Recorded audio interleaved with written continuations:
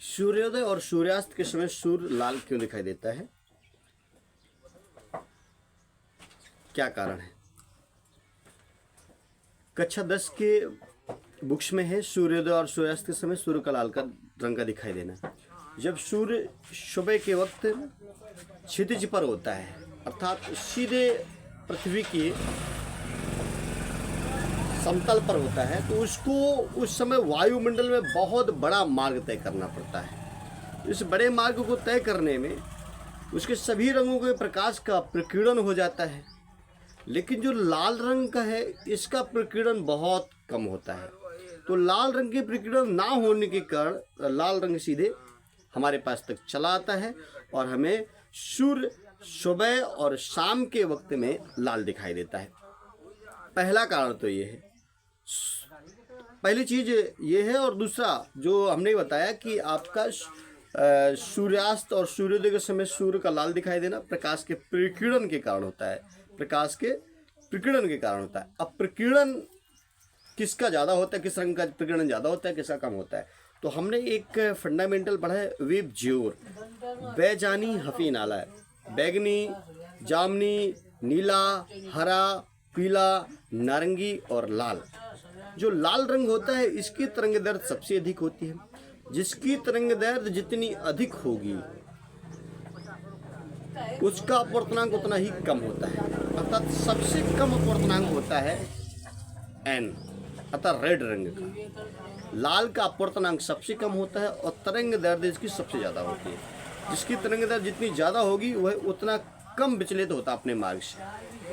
और दूसरी चीज़, तरंग दैर्घ्य ज़्यादा तो कम विचलित, और दूसरा अपवर्तनांक कम, तो ये भी फंडामेंटल होता है। जिसकी अपवर्तनांक जितना कम होगा उतना ज़्यादा कम विचलित होगा, जिसका अपवर्तनांक ज़्यादा होगा उतना ज़्यादा विचलित होगा। तो लाल रंग का जो अपवर्तनांक होता है सबसे कम होता है, इसलिए सबसे कम विचलित होता है और ये इतना दूर का मार्ग चलते हुए सीधा चला आता है। अब बाकी रंग जो होते हैं अपने मार्ग के विचलित होते हैं वायुमंडल में ऊपर की ओर चले जाते हैं। तो ये भी होता है कि जब सूर्य सुबह के वक्त होता है तो जो पृथ्वी है उसकी क्षितिज पर होता है, क्षितिज पर होता है तो वहाँ से सीधे सीधे आने में उसको लंबा मार्ग तय करना पड़ता है, सीधा मार्ग तय करना पड़ता है। उसी दौरान जो लाल रंग होता है उसका विचलन जो कम होने का वो तो सीधे चला आता है, बाकी रंग का विचलन ज़्यादा होने का वो वायुमंडल की ओर ऊपर चला जाता है। तो एक तो सिद्धांत ये काम करता है, जिससे प्रकाश का विचलन हो जाता है। प्रकाश का विचलन में सभी रंग जो बैगनी हैं, जामनी हैं, नीले हैं, हरे हैं, पीले हैं, वो सब वायुमंडल की ओर चले जाते हैं। और लाल रंग है इसका अपवर्तन जो अपवर्तनांक है बहुत कम है, कम होने का इसका विचलन कम होता है और इसीलिए हमारे पास आ जाता है। एक सिद्धांत तो ये कह सकते हैं और दूसरा ये कह सकते हैं कि प्रकाश के प्रकीर्णन के कारण जिस रंग का तरंगदैर्घ्य जितना अधिक होता है उसका प्रकीर्णन उतना ही कम होता है, अर्थात वो उतना ज़्यादा अवशोषित नहीं किया जाता। जिसकी तरंगदैर्घ्य जितनी अधिक वह कम अवशोषित, अर्थात तरंगदैर्घ्य अधिक है तो तेज है, जितना तेज होगा तो उतना उसको कम अवशोषित किया जाएगा। बाकी रंगों की तरंगदैर्घ्य कम होती है और तरंगदैर्घ्य कम होने का उनका प्रकीर्णन भी अधिक होता है, अर्थात अवशोषित कर दिए जाते हैं।